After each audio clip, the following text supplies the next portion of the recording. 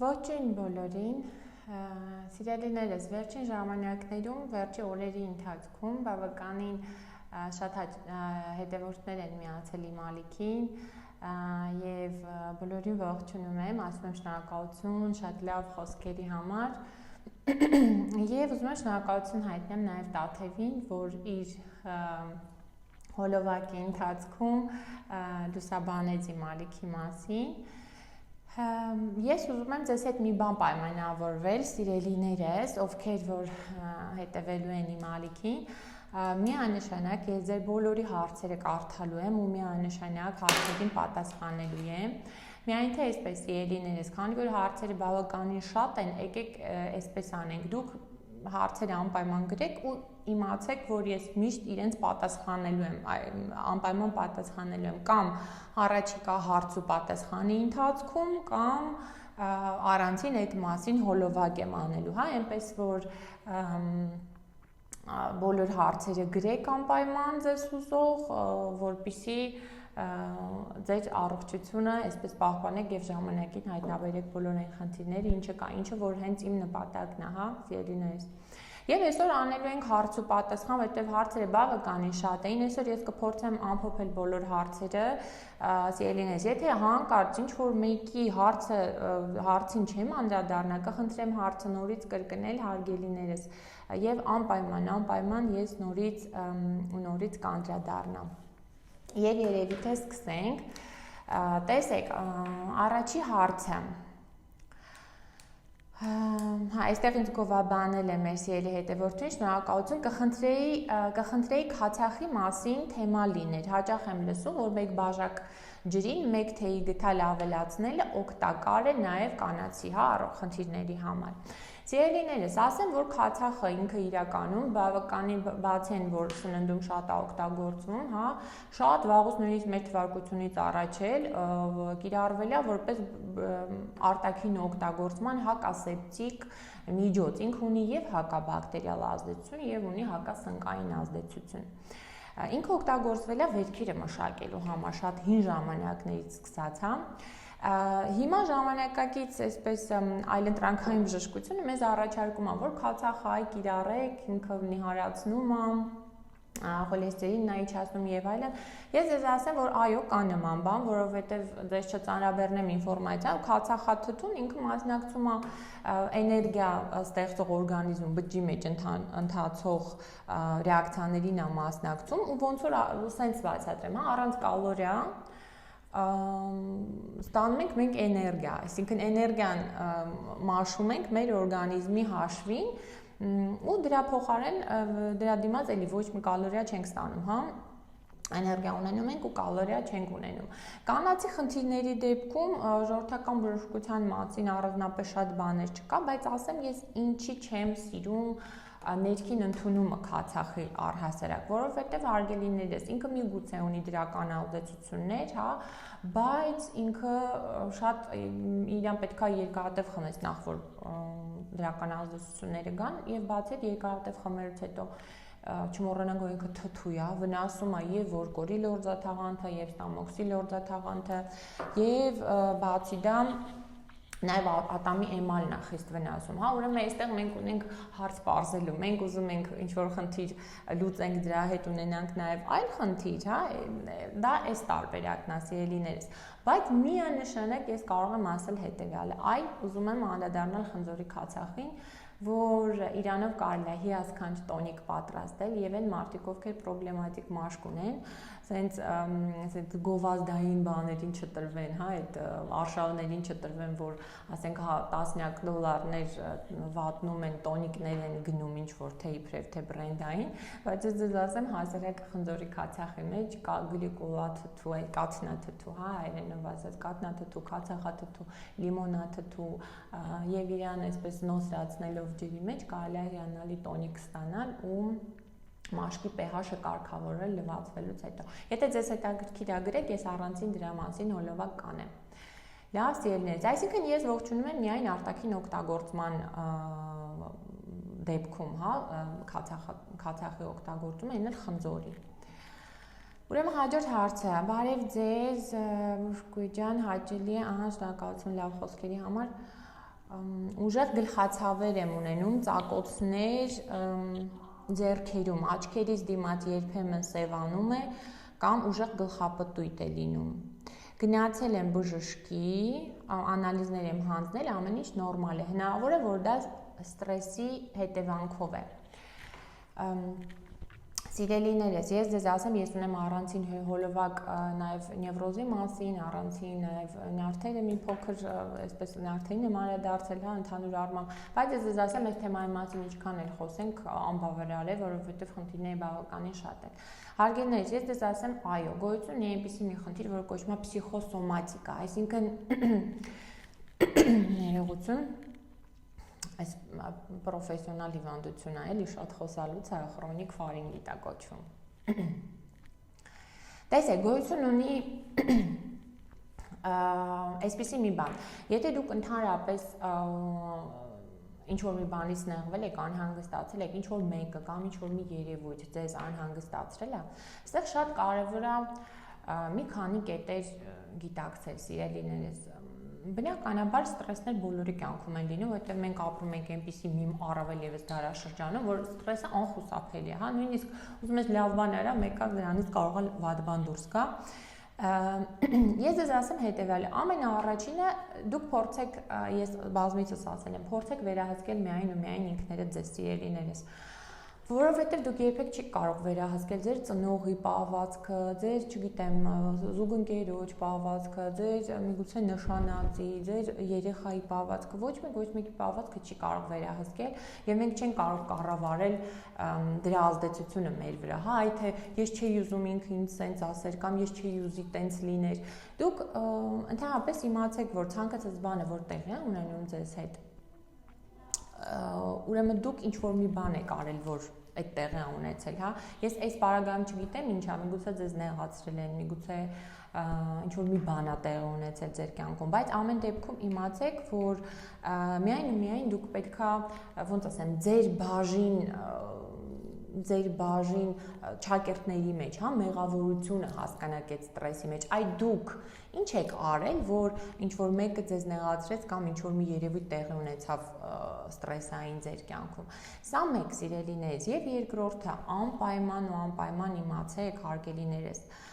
ստրեսի ժամանակ, երբ որ ինչ որ մի բան ձեզ անհանգստացնում է, նեղացնում է, չափազանց կարևոր է զրուցել այն մարդու հետ, ով որ ձեզ նեղացրել է, անհանգստացրել է, ինչ-որ բանում իր հետ համաձայն չեք։ Խոսեք կոնստրուկտիվ ձևով։ Թեկուզ եթե դուք կարծում եք միևնույն է կոնֆլիկտ կլինի, խոսեք։ Հարգելիներս, մի վախեցեք կոնֆլիկտից։ Ընդհանրապես նևրոտիկներ են մարդիկ, ովքեր զոհի կարգավիճակ ունեն, կոնֆլիկտից վախենում են։ Բայց դրա մասին էլ ես առանցին թեմական եմ, մի վախեցեք, անպայման խոսեք։ Իսկ եթե իրավիճակը այնպիսին է, որ մարդկային գործոնը այստեղ քիչ է, հա, երբ որ դուք ստրես ունեք, այդքան էլ մարդուց չի կախված։ Այդ դեպքում անպայման սիրելիներս զրուցեք հարազատ մեկի հետ, ով որ ձեզ կլսի առանց քննադատելու։ Ինքան խոսեք, մինչև որ ձեր այդ ստրեսային, այսպես հորմոնները բացարձակապես հավասարվեն 0-ի, հա։ Սա այն դեպքում, եթե դուք մասնագետի անմիջապես չեք ուզում կամ չեք կարող դիմել, հա, հոգեթերապևտի։ Այսպես սիրելիներս, այսինքն հիմնականում ես ձեզ այս երկու բանն եմ առաջարկում։ Նախ հասկացեք, թե դուք ինչ կարող եք անել այդ ստրեսը կանխելու համար եւ որ հաջորդ անգամ նման ազդեցություն ձեր վրա չլիներ, եւ երկրորդը անպայման խոսեք կամ տվյալ անձնավորության հետ կամ եթե անձնավորության հետ չեք կարող խոսել, խոսեք մտերիմ մարդկանց հետ։ Բոլորս էլ ունենք, չէ՞, ընկերուհի, որ մի օր վերցնում ենք այդ ընկերուհուն, գնում ենք ինչ-որ մի սրճարան ու 5 ժամ մենակ խոսում ենք մեր խնդիրների մասին։ Այ այտենց մի հատ Փարթի կազմակերպեք սիրելիներս։ Իրոք, խոսելը շատ է թեթևացնում, անպայման պետք է այդ ստրեսային հորմոններից ձեռք ազատվել։ Բայց այս բժշկուհի դաշտանային ցիկլի ժամանակ կարելի է զբաղվել սպորտով։ Տեսեք, սիրելիներս, ընդհանրապես ցիկլի ժամանակ այստեղ նկատունի բուն դաշտանը, հա, մենստրուացիան երևի մեր հետևորդուհին։ Տեսեք, ընդհանրապես բժշկության կողմից չի հակացություններ չկա դաշտանի ժամանակ սպորտով զբաղվելու, բայց չի էլ խրախուսվում, հա։ Այստեղ հարցը արդեն ձեր տեսանկյունից է։ Տեսեք, եթե դուք ընդհանրապես դաշտանի ժամանակ չունեք ոչ մի գանգատներ, չունեք թուլություն, անհանգստացնող ցավեր չունեք եւ այլն, այդ դեպքում կարելի է, բայց մի բայց անպայման ասեմ, եթե ունեք առատ դաշտան, այդ դեպքում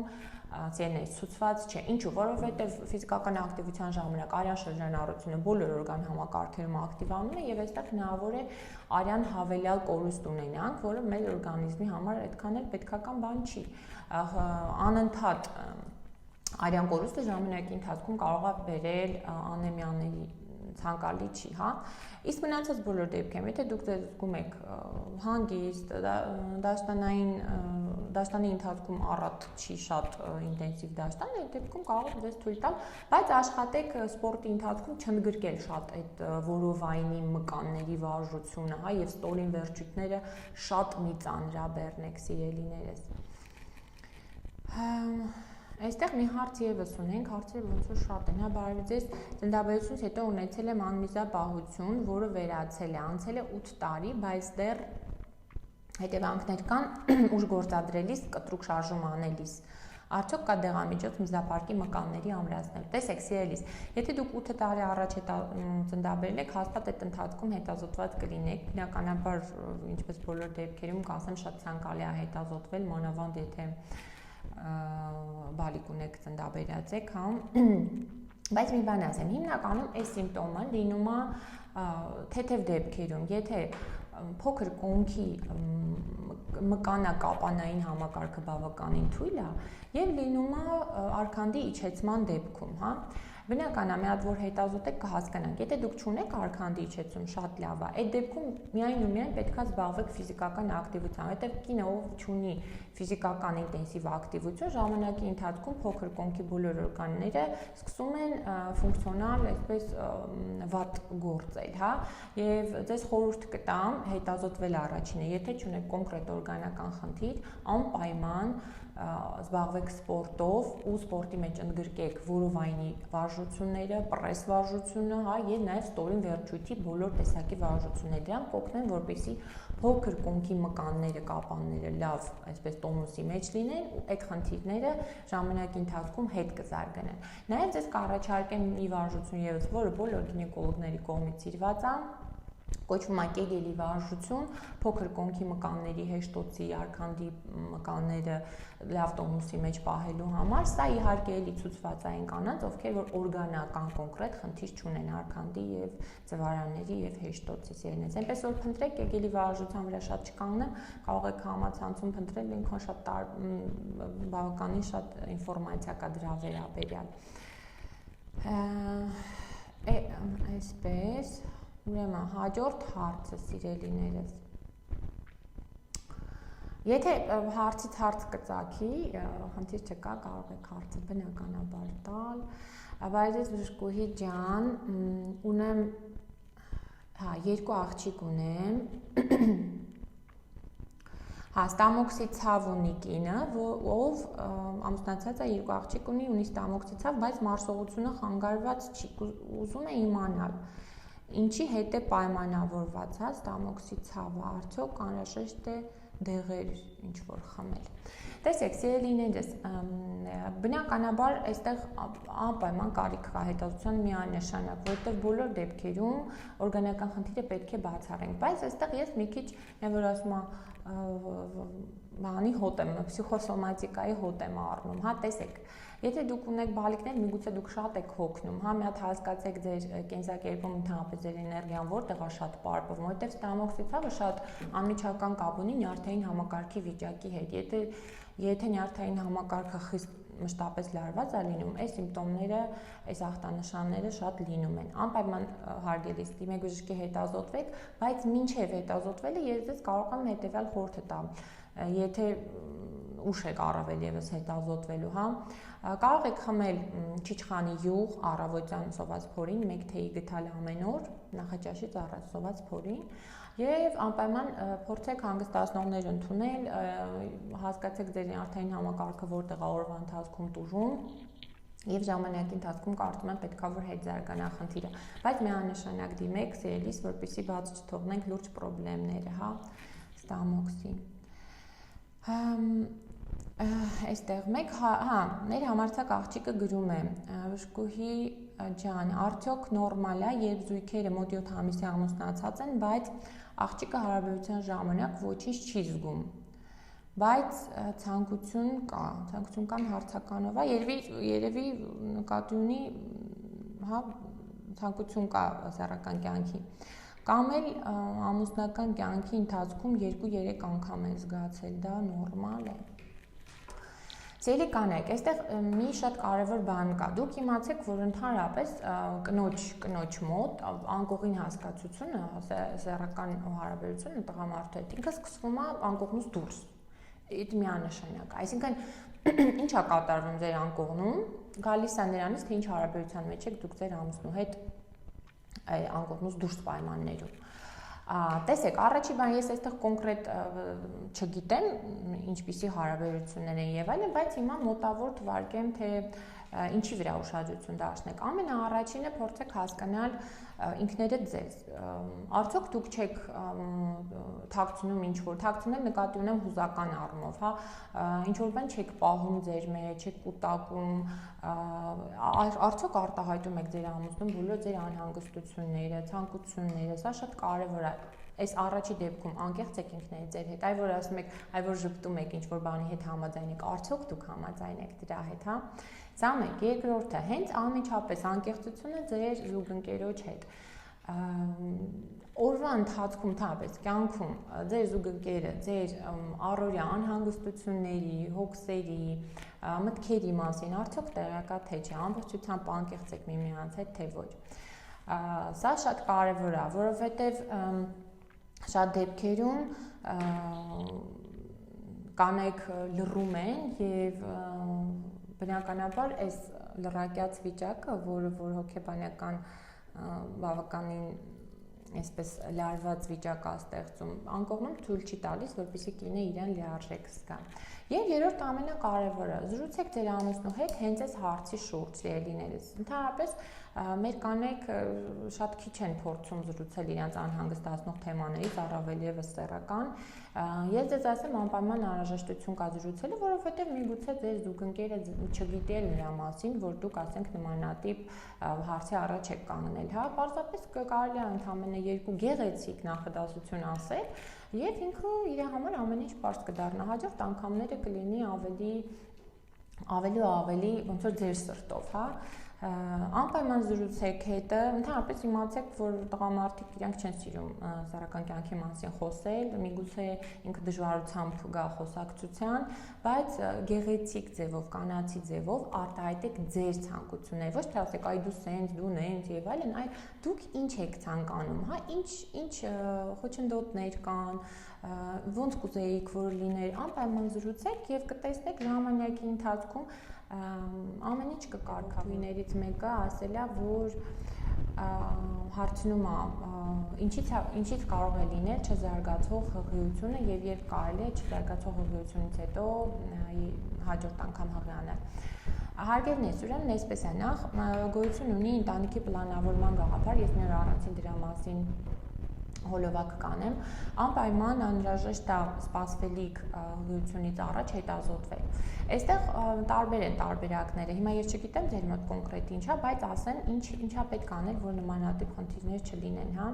Ամենաառաջինը պետք է հետազոտվել, անցնել գինեկոլոգիական հետազոտություն, հասկանալ ինչ ինֆեկցիաներ կան, որովհետև շատ ինֆեկցիաներ կան, որոնք որ առաջացնում են այս խնդիրներից, եւ վիժում, եւ չզարգացող հղիություն։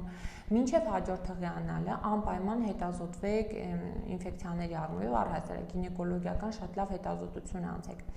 Եվ երկրորդ բավականին մեծ խումբ պատճառը այսօրվա շատ հանդիպող խնդիր կոչվում է տրոմբոֆիլիա, որոնք որ շատ աղջիկներ ունեն, անկեղծ ասած ես էլ եմ ունեցել, այսպես գաղտնիք բացեմ անձնական։ Ինչի մասին է խոսքը։ Այստեղ պարզ ասեմ, շատ բժշկական տերմիններ չօգտագործեմ, արյունը խիտ է լինում աղջիկների, հա, արյունը խիտ է լինում, որից որ ապագա պտուղը, այսպես ասած, դժվար է սնվում ու չի զարգանում։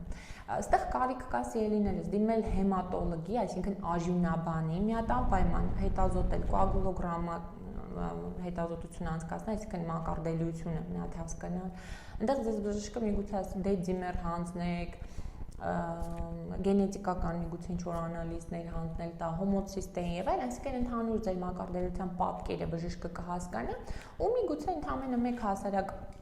մեր ժողովրդի խոսքով ասած արյունը ջրի կացնող հաբով կարանք հասնենք շատ նորմալ արյան վիճակի ու պլանավորենք առաջիկա հղիությունը։ Հղիությունը այստեղ կոնկրետ ժամկետների մասին չի կարող խոսք լինել, կարող եք պլանավորել այստեղ կախված է ձեր անալիզների պատասխանից, հա, օրինակ եթե ինֆեկցիա ունեիք, երբ բուժվեց, բուժումը ավարտելուց հետո, ինչքան ժամանակ հետո բացասական ցույց տվեց ինֆեկցիան եւ նույնն էլ ասենք թրոմբոֆիլիայի առումով, հա, արյունը երբ կարգավորվեց արյան վիճակը։ Միջինում ասեմ, չզարգացող հղիությունից 3-ից 6 ամիս հետո, եթե շատ հետևողական լինեք, կարող եք արդեն պլանավորել երկրորդ հաջորդ հղիությունը, սիրելիներս։ Այս թեմայով էլի բավականին շատ հարցեր կային, բայց ցավոք սրտի շատ երկար կստացվի վիդեոն, չեմ կարող անդրադառնալ, ես անկեղծ եմ ասում, պլանավորել էի բոլորի հարցերին պատասխանել, բայց ինչպես տեսնում եք, հարցերը, պատասխանները միանշանակ չեն։ Սիրելիներս, անպայման, եթե հարցը գտնում եք, որ չափազանց կարևոր է ձեզ համար, ես բոլորին խոստացել եմ, խնդրում եմ մեկ անգամ եւս հարցը կկրկնեք եւ ես հաջորդ հարցու պատասխանի ընթացքում կանդրադառնամ, շատ հնարավոր է նաեւ առանցին հոլովակներ անեմ ձեր հարցերի վերաբերյալ։ Այսպես, ինչ ասեմ, սիրելիներս, բոլորին մաղթում եմ առողջություն, լավ եղեք, պահպանեք ձեր նյարդերը, պահպանեք ձեր օրգանիզմը, սկսած բջջային մակարդակով, ունեցեք բարձր տրամադրություն, լավ եղեք։